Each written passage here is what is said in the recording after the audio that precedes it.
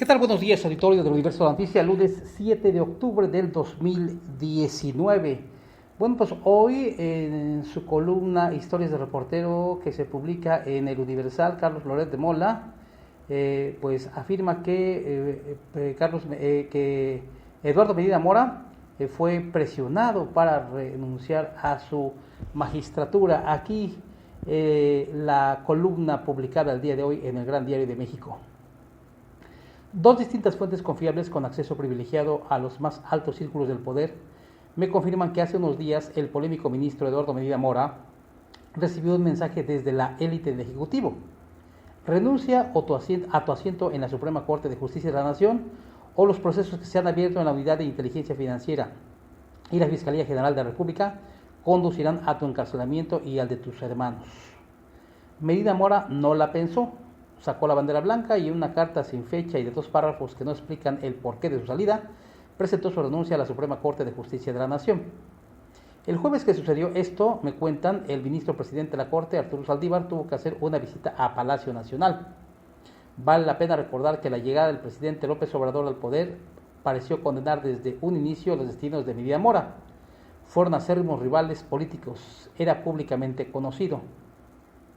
Medina Mora, quizá preocupado porque el presidente AMLO y los suyos hurgaran en su historia como funcionario federal durante 3 sexenios consecutivos, aceptó la primera petición que le llegó del Palacio Nacional en la recta final del año pasado, votar por Arturo Saldívar para que fuera presidente de la Corte.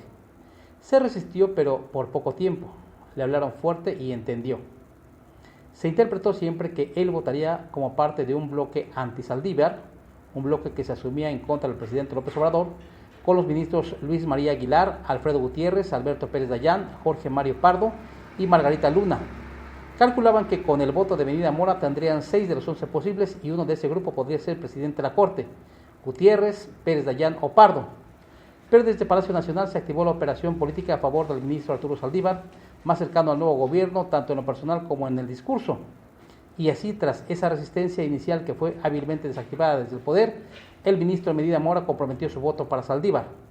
A partir de ahí se cristalizaron dos grupos antagónicos de ministros que ya venían teniendo diferencias. La elección del nuevo presidente de la Suprema Corte de Justicia de la Nación, en el contexto de la llegada al poder del presidente López Obrador, fue punto de quiebre, y en el bloque derrotado hubo quien se preguntó qué le sabía el nuevo gobierno al ministro Medina Mora que lo habían hecho cambiar su voto. Ya sin el voto de Medina Mora, la ministra Margarita Luna también avisó que votaría por el ministro Saldívar, quien así sumaba 7, victoria holgada. Llegó el día de la votación, triunfó el ministro Saldívar con 7 votos, el ministro Gutiérrez tuvo 2 votos, el suyo y el del ministro Pérez Dayán, el ministro Pardo tuvo también 2, el suyo y el del presidente saliente Luis María Aguilar. Todo lo anterior según varias fuentes de primer nivel con las que he hablado para reconstruir esa historia. La salida de Medina Mora abre la puerta para que el presidente López Obrador coloque en la Corte a otro personaje cercano a él y haya blindado su proyecto de nación, tomando el control del Poder Judicial. Hasta aquí la columna de Historias de Reportero de Carlos Loret de Mola, publicada este lunes en el periódico El Universal.